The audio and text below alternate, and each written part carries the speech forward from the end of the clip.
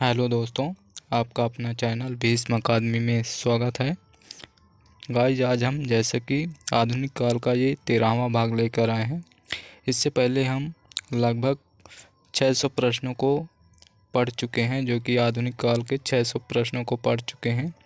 और ये सभी प्रश्न यूथ कंपटीशन बुक में संकलित हिंदी साहित्य के आधुनिक काल के ये आधुनिक काल का 13वां भाग है, जो कि ये सभी प्रश्न प्रीवियस ईयर प्रश्नों की श्रृंखला है। और ये सभी प्रश्न हिंदी साहित्य, UGC net, JRF, UP TGT, PGT, EMRS, KBS, NBS, DSSB आदि सभी एग्जामों में पूछे गए हैं। ये प्रश्न हिंदी साहित्य से संबंधित छोटे से लेकर बड़े एग्जामों में सभी एग्जामों में पूछे गए हैं। और यदि आप हिंदी शिक्षक या हिंदी से संबंधित कोई भी तैयारी कर रहे हैं या तैयारी करने की सोच रहे हैं, तो आज ही हमसे जुड़कर तैयारी शुरू कर सकते हैं। और दोस्तों, यदि सेशन अच्छा लगे तो लाइक और शेयर ज़रूर करें। और यदि इसमें कुछ कमी रह गई है तो आप कमेंट करके हमें ज़रूर बताएं, जिससे हम अगले सेशन में उसे सुधार कर फिर आपके सामने उपस्थित हों।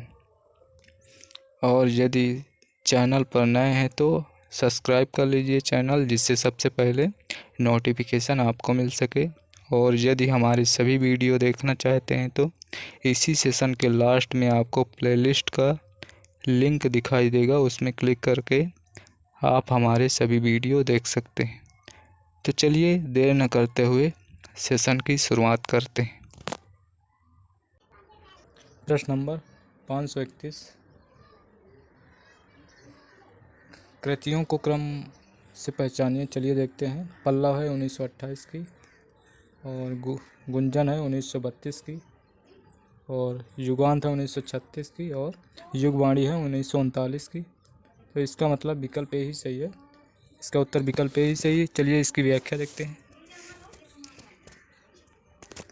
छायावादी कवि सुमित्रा नंदन पंत का जीवन काल है 1900 ईस्वी में जन्म हुआ, मृत्यु 1977 की। रचनाओं का अनुक्रम उच्छ्वास 1920 की है, ग्रंथि 1920 की, वीणा 1927 की, पल्लव 1928 की, गुंजन 1932, युगांत 36 में, युगवाणी 1939, ग्राम्या 1940, स्वर्ण किरण 1947, स्वर्ण धूलि 1947, युगपत 1949, उत्तरा 1949, कला और बूढ़ा चांद 1959, अतिमा 1955, लोकायतन 1964, सत्यकाम 1975, चिदम्बरा। ये सभी रचनाएं सुमित्रा नंदन पंत की हैं। नोट 1968 ईस्वी में पंत जी को चिदम्बरा काव्य रचना पर ज्ञानपीठ पुरस्कार प्राप्त हुआ था। चलिए इस अगला प्रश्न देखते हैं। प्रश्न है 582, निम्नलिखित में से कौन सी रचना सुमित्रा नंदन पंत की नहीं है? तो इनमें से सुमित्रा नंदन पंत की गीत गुंज नहीं है, ये शूरकांत त्रिपाठी निराला की रचना है। चलिए इसकी व्याख्या देखते हैं। गीत गुंज 1954 ईस्वी में प्रकाशित हुई, ये शूरकांत त्रिपाठी निराला की रचना है। शूरकांत त्रिपाठी निराला के अन्य रचनाएं अनामिका 1923, परिमल 1930, गीतिका 1936, तुलसीदास 1938, कुकुरमुत्ता 1942, अणिमा 1943 और बेला 1946, नए पत्ते 1946, अर्चना 1950, आराधना 1953, गीत गुंज 1954, चांद काकली 1969। ये सभी रचनाएं शूरकांत त्रिपाठी निराला की हैं। इसके अलावा जितनी भी रचनाएं हैं सुमित्रा नंदन पंत की हैं। अगला प्रश्न, निम्नलिखित में से कौन सी रचना महादेवी वर्मा की है? तो इसमें से नीरजा महादेवी वर्मा की है। इसकी व्याख्या भी देखते हैं। नीरजा 1935 ईस्वी प्रकाशन है महादेवी वर्मा की। वीणा 1927 ईस्वी में प्रकाशन हुआ, ये सुमित्रा नंदन पंत की। गीतिका 1936, ये शूरकांत त्रिपाठी निराला की रचना है। अगला प्रश्न है 584, फिर परियों के बच्चे से हम, शुभक सीप के पंख पसार, समुद्र तैरते शुचि ज्योत्सना में, पकड़ इंदु के कर सुकुमार, इन काव्य पंक्तियों के रचनाकार हैं। तो इनके रचनाकार चलिए हम देखते हैं। इनके रचनाकार सुमित्रा नंदन पंत हैं, जो कि प्रकृति के सुकुमार कहे जाते हैं। विकल्प ए सही है। चलिए व्याख्या देखते हैं। फिर परियों के बच्चे से हम, शुभक सीप के पंख पसार, समुद्र तैरते शुचि ज्योत्सना में, पकड़ इंद्र के कर सुकुमार, ये सुमित्रा नंदन पंत की पंक्तियाँ हैं। काम मंडल से मंडित श्रेय, सर्ग इच्छा का है परिणाम, ये जयशंकर प्रसाद कामायनी से लिया गया है। और दुख ही जीवन की कथा रही, ये सूर्यकांत त्रिपाठी निराला की है। पर शेष नहीं होगी यह मेरे प्राणों की क्रीड़ा, तुमको पीड़ा में ढूंढा तुम में ढूंढेगी पीड़ा, तुम में ढूंढूंगी पीड़ा, ये महादेवी वर्मा की। अगला प्रश्न 585, प्रकाशन वर्ष के अनुसार सूर्यकांत त्रिपाठी निराला की निम्नलिखित रचनाओं का सही अनुक्रम। चलिए देखते हैं। गीतिका 1936 की है, अणिमा 1943 की है, अर्चना 1950 की है और आराधना है 1953 की। तो इस प्रकार इसका उत्तर विकल्प ए ही सही है, विकल्प ए ही सही है। एक बार फिर से देख लेते हैं। अणिमा गीतिका 1936 और अणिमा 1943, अर्चना 1950 और आराधना 1953। इसका उत्तर विकल्प ए ही सही है। चलिए व्याख्या भी देख लेते हैं। गीतिका 1936, परिमल 1930, अनामिका 1923, तुलसीदास 1938, कुकुरमुत्ता 1942, अणिमा 1943, बेला 1946, नए पत्ता 1946, अर्चना 1950, आराधना 1953, गीत गुंज 1954 और सांध्य काकली 1969। ये सभी सूर्यकांत त्रिपाठी निराला की रचनाएं हैं। अगला प्रश्न देखते हैं। चलिए 586 प्रश्न, कविताओं को उनके प्रकाशन वर्ष के साथ सम्मिलित करना है। कुकुरमुत्ता सूर्यकांत त्रिपाठी निराला की है, इसका प्रकाशन वर्ष 1942। और हुंकार रामधारी सिंह दिनकर की है, इसका प्रकाशन वर्ष 1939। और भग्नदूत ये अज्ञे जी की है, इसका प्रकाशन वर्ष 1933। और प्रेम संगीत ये भगवती चरण वर्मा की, इसका प्रकाशन वर्ष 1937। तो इस प्रकार इसका उत्तर होगा 2415 विकल्प डी सही है। इसका उत्तर विकल्प डी सही। चलिए अगला प्रश्न देखते हैं। चलिए फिर से जयशंकर प्रसाद की रचनाओं को अनुक्रम से लगाना है। कानन कुसुम 1913 की है। और आंसू एक खंड का बीरा खंड काव्य है 1925। और झरना ये 1918 की है। और लहर की बात की जाए तो ये 1933। तो इस प्रकार सबसे पहले कानन कुसुम आएगा, फिर झरना आएगा, कानन कुसुम झरना, फिर आंसू, फिर लहर। इसका उत्तर विकल्प डी ही सही है। चलिए अगला प्रश्न देखते हैं। प्रश्न है 588। काम मंगल से मंडित श्रेय, सर्ग इच्छा का है परिणाम, तिरस्कृत कर उसको तुम भूल, बनाते हो असफल भवधाम। उपर्युक्त काव्य पंक्तियाँ कामायनी के किस सर्ग से ली गई हैं? तो ये पंक्तियाँ श्रद्धा सर्ग से ली गई हैं। कामायनी 1935 ईस्वी में प्रकाशित हुई। इसमें 15 सर्ग हैं और कामायनी रचना जयशंकर प्रसाद की है। तो चलिए अगला प्रश्न देखते हैं। इसका उत्तर विकल्प सी सही है। प्रश्न है 589। इनमें से कौन सा जोड़ा सही नहीं है? तो प्रिय प्रवास 1914 ईस्वी हरिओंद जी की है, जो कि द्विवेदी युग के कवि हैं। शांत गीत की बात की जाए तो शांत गीत महादेवी वर्मा की है। महादेवी वर्मा की है। आंसू है प्रसाद जी की 1925 ईस्वी की। साकेत है मैथिली शरण गुप्त की। तो इसमें सही जोड़ा देखना है तो ये हरिओंद जी, विकल्प ए सही है। चलिए अगला प्रश्न देखते हैं। प्रश्न है 590। कौन सी रचना उसके रचनाकार का युग्म सुमेलित नहीं है? तो इसमें देखता कविता कौमुदी राम नरेश त्रिपाठी, ये सही है। और हिम तरंगनी ये माखनलाल चतुर्वेदी, ये भी सही। हल्दी घाटी श्याम नारायण पांडे, ये भी सही। रसवंती सिया राम शरण की नहीं है, बल्कि ये रामधारी सिंह दिनकर की है, विकल्प डी सही। इसका उत्तर विकल्प डी सही है। चलिए अगला प्रश्न देखते हैं। प्रश्न है 591। इनमें से कौन सा जोड़ा सही है? दोस्तों रामधारी सिंह दिनकर के बारे में इससे पहले भी बहुत बार पढ़ चुके हैं, इसलिए बार बार पढ़ने में अच्छा नहीं लगता। तो चलिए अगर बार बार उसी को पढ़ेंगे तो वीडियो लंबा बनेगा, तो इससे आप ही लंबा देखकर छोड़कर भाग चलेंगे तो इससे बेहतर है। अगला प्रश्न पढ़ा जाए, चलिए देखते हैं इनमें से कौन सा जोड़ा सही है।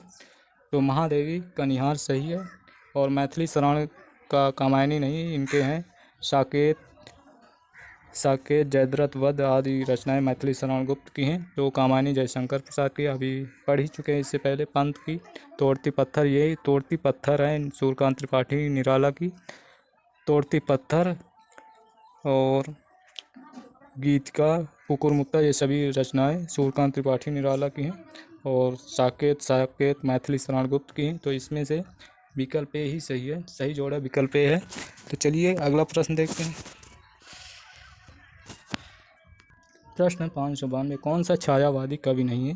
तो जायसी भक्तकालीन और सूफी काव्यधारा के कवि हैं। इनकी रचनाएं पद्मावत, अखरावट आदि ये सभी रचनाएं मलिक मोहम्मद जायसी की हैं। चित्ररेखा, ये सभी रचनाएं मलिक मोहम्मद जायसी की हैं। बल्कि निराला, पंत, महादेवी वर्मा, राम कुमार वर्मा प्रसाद जी, ये सभी छायावादी कवि हैं। चलिए इसके आगे देखते हैं। प्रश्न है 593, छायावाद के प्रमुख कवियों में किसके गीतों में मधुर वेदना की मर्म अभिव्यक्ति मिलती है। तो इनमें से वो है छायावादी कवियत्री महादेवी वर्मा, विकल्प सी सही है। चलिए इसकी व्याख्या देखते हैं। छायावादी कवियत्री महादेवी वर्मा के गीतों में मधुर वेदना की मर्म अभिव्यक्ति अधिक है। वे कहती मैं नीर भरी दुख की बदली। इसी के आधार पर इन्हें आधुनिक युग की मीरा की संज्ञा दी जाती है। अन्य छायावादी कवियों को जिन विशेषताओं से अभिहित किया जाता है वे इस प्रकार हैं। प्रसाद सौंदर्य प्रेम के कवि हैं और पंत प्रकृति के सुकुमार कवि हैं। निराला ओज, औदात्य और विद्रोह के कवि हैं। ये इनकी अपनी अपनी विशेषता है जो कि आपके सामने दिया हुआ है। प्रश्न है 594, अनामिका काव्य किनके द्वारा रचित है। इससे पहले बहुत बार पढ़ चुके हैं। ये निराला जी की रचना है, विकल्प बी सही है। विकल्प बी सही है। चलिए इसकी व्याख्या भी देख लेते हैं। अनामिका निराला जी की रचना है। सूर्यकांत त्रिपाठी निराला छायावाद युगीन।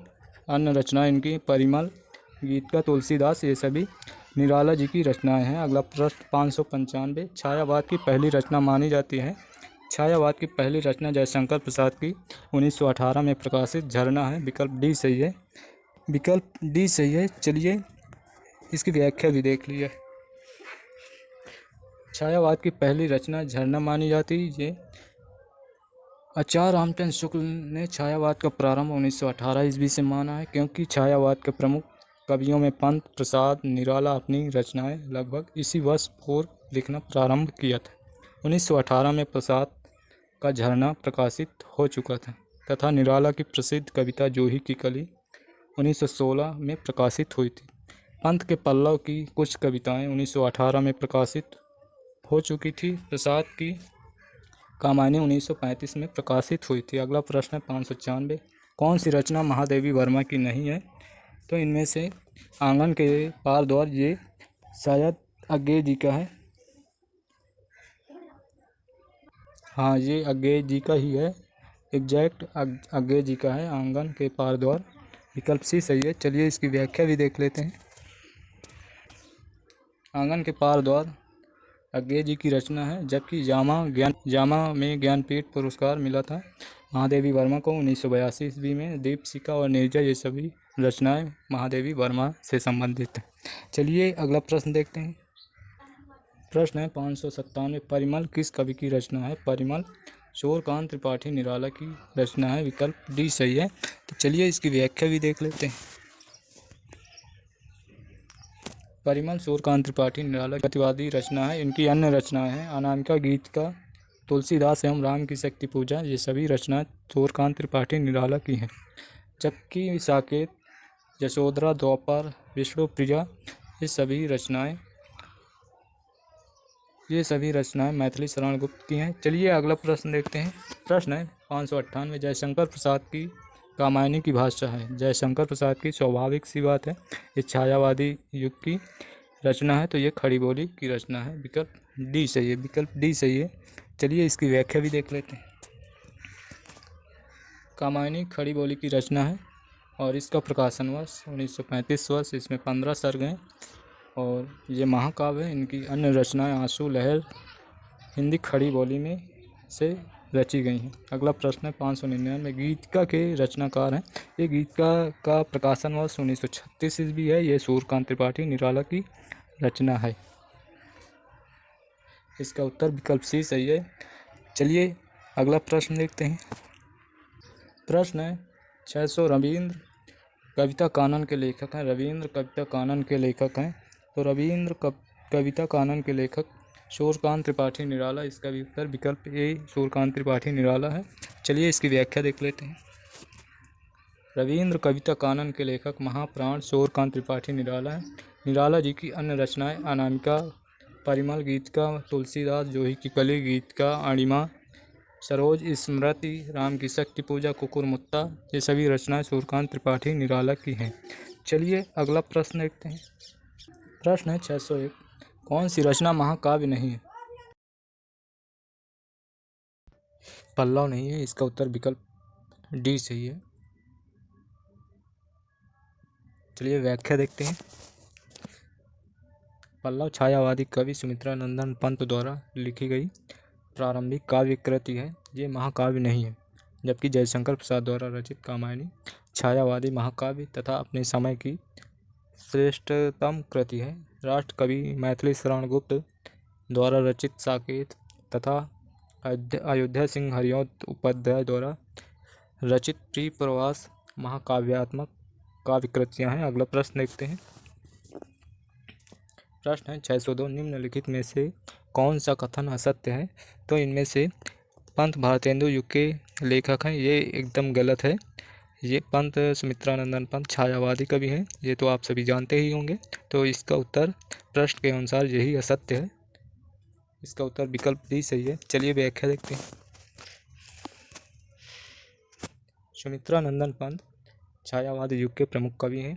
प्राकृतिक सुषमा का आलंबन रूप में चित्रण करने तथा प्रकृति का मानवीकरण करने के कारण सुमित्रानंदन पंत को प्रकृति का सुकुमार कवि कहा जाता है।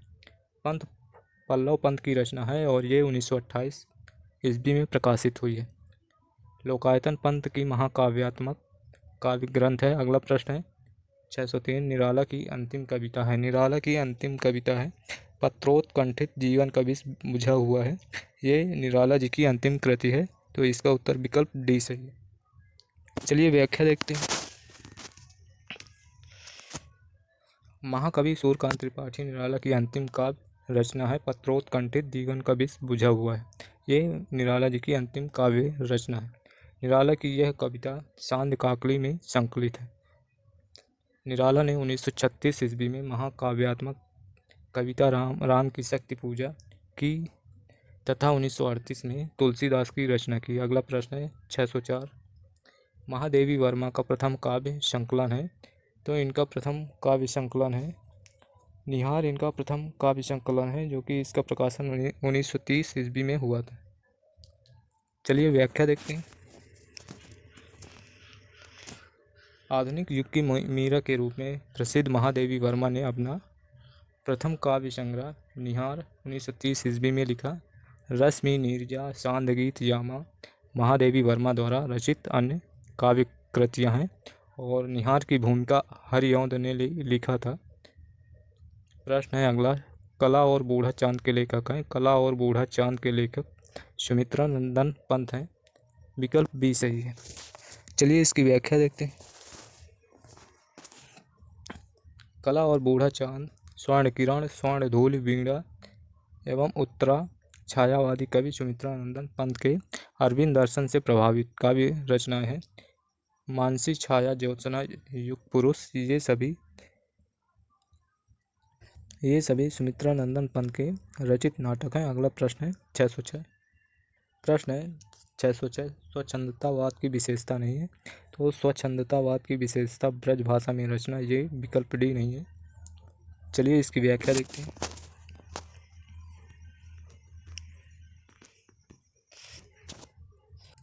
हिंदी साहित्य में आधुनिक काल में छायावादी काव्यधारा को स्वच्छंदतावाद यानी रोमांटिसिज्म कहा जाता है। प्रकृति पर्यवेक्षण, प्रेम एवं सौंदर्य का चित्रण, कथा गीत आदि का प्रयोग, अभिव्यंजन, श्रृंगार निरूपण, नारी भावना, रहस्यात्मक मुख्य विशेषताएं हैं। ब्रजभाषा में रचना स्वच्छंदतावाद की विशेषता नहीं है, क्योंकि छायावाद काव्य की रचना खड़ी बोली में हुई है। अगला प्रश्न है 607। लोकायतन के रचयिता हैं। लोकायतन सुमित्रा नंदन पंत का महाकाव्य है। विकल्प डी सही है। चलिए व्याख्या देखते हैं। लोकायतन चिदंबरा, ग्राम्य, युगांत, युगवाणी, गुंजन, पल्लव, वीणा, ग्रंथि, उच्छ्वास आदि प्रकृत के सुकुमार कवि सुमित्रा नंदन पंत की रचना है। अनामिका, गीत का परिमल, तुलसीदास, कुकुरमुत्ता, अपरा अर्चना, सरोज स्मृति, राम की शक्ति पूजा, ये सभी रचनाएं सूर्यकांत त्रिपाठी निराला की काव्य कृतियाँ। द्विवेदी युगीन साहित्यकार माखनलाल चतुर्वेदी ने हिम किरीटनी, हिम तरंगनी, युग चरण, समर्पण, माता नामक ग्रंथों की रचना माखनलाल चतुर्वेदी ने की। बाल कृष्ण शर्मा नवीन के कुछ रचनाएं हैं। कुमकुम, अपलक, रश्मि रेखा, रश्मि रेखा, कौश, हम विश्वास जन्म के, ये सभी ग्रंथ बाल कृष्ण शर्मा नवीन के हैं। अगला प्रश्न है आंसू है। आंसू है आतुकांत का। विकल्प बी सही है।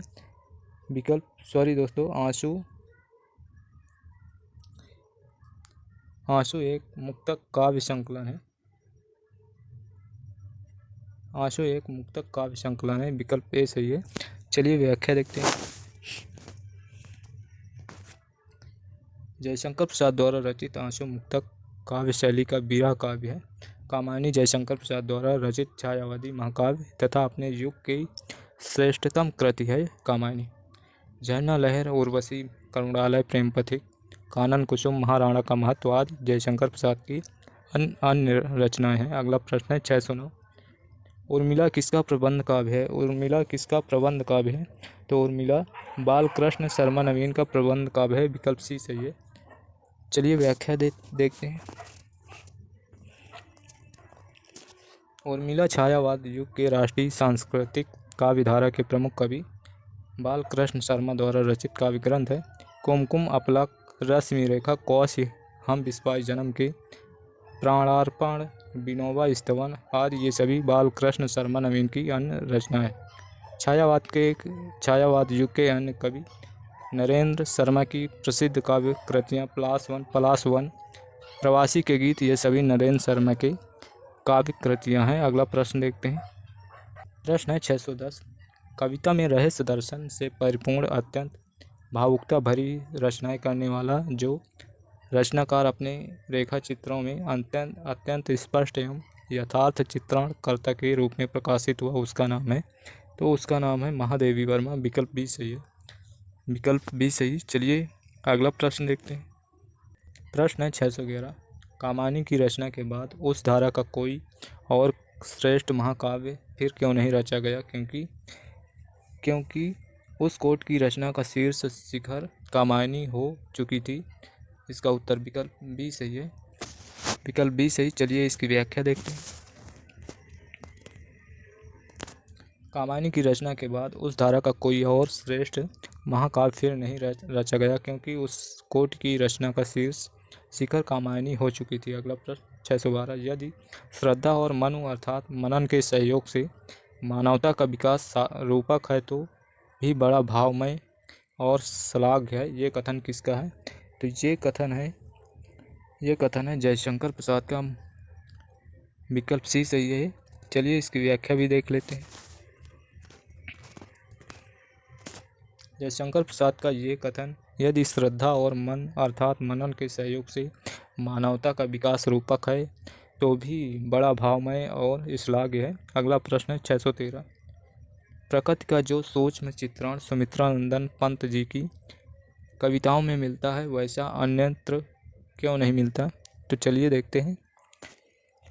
प्रकृति निरीक्षण का सुअवसर और उसके प्रति समर्पित मनोभाव किसी और कवि में नहीं आ सका। इसका उत्तर विकल्प ए सही है। चलिए इसकी व्याख्या देख लेते हैं। प्रकृति का जो सूक्ष्म चित्रण सुमित्रा नंदन पंत की कविताओं में मिलता है वैसा अन्यत्र इसलिए नहीं मिलता क्योंकि प्रकृति निरीक्षण का शुभ अवसर और उसके प्रति समर्पित मनोभाव किसी और कवि में नहीं आ सका। इसका उत्तर विकल्प ए सही। चलिए अगला प्रश्न देखते हैं। प्रश्न है 614। दुख की पिछली रजनी बीच विकसता सुख का नवल प्रभात, विकसता सुख का नवल प्रकाश किस काव्य कृति का प्रबोध काव्य है? तो ये कामायनी से, जो कि जयशंकर प्रसाद की है, 1935 ईस्वी में प्रकाशित हुई है और इसमें 15 सर्ग हैं। तो चलिए इसका उत्तर विकल्प डी सही है। प्रश्न है 615। प्रस्तुत काव्य पंक्ति के रचयिता का नाम चिन्हित कीजिए। कितने हृदयों के मधुर मिलन क्रंदन करते वन विरह को। ये पंक्ति किसकी है? तो ये पंक्ति है प्रसाद जी की है पंक्ति। ये प्रसाद जी की पंक्ति है। इसका उत्तर विकल्प सी सही है।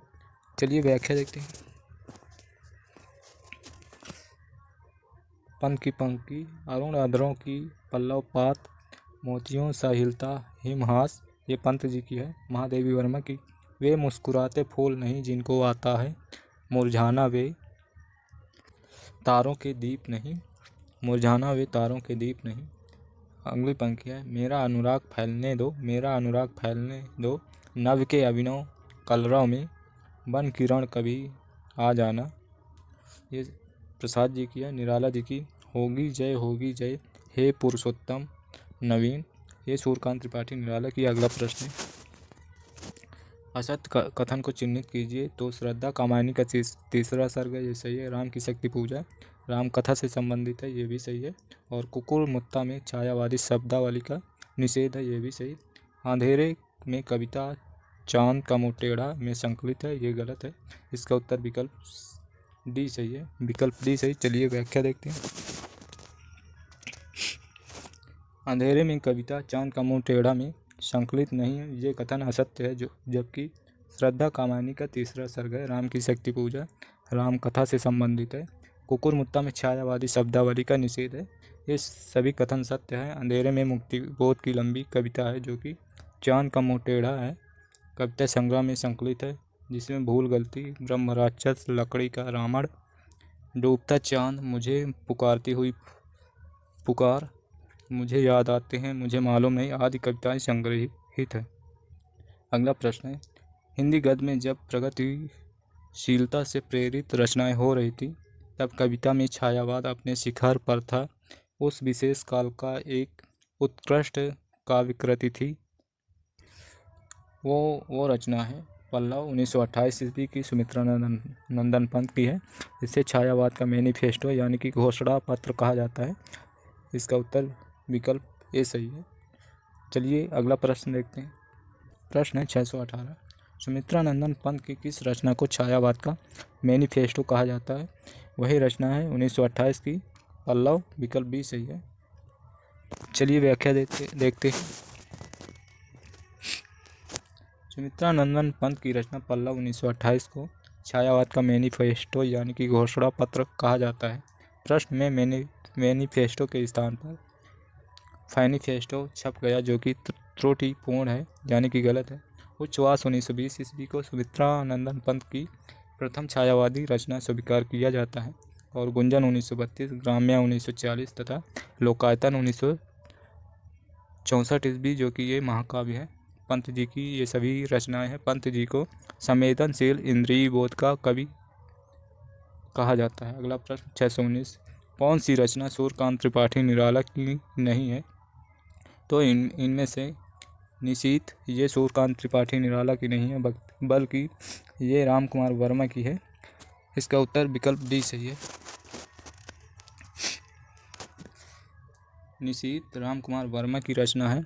अनामिका 1923 ईस्वी, परिमल 1930, गीतिका 1936, ये सभी सूर्यकांत त्रिपाठी निराला के काव्य संग्रह है, लेकिन निशीथ राम कुमार वर्मा की रचना है। अगला प्रश्न कला और बूढ़ा चांद किस विधा की रचना है? कला और बूढ़ा चांद ये काव्य संग्रह है, सुमित्रा नंदन पंत का काव्य संग्रह है, विकल्प सी सही है। चलिए इसकी व्याख्या देखते हैं।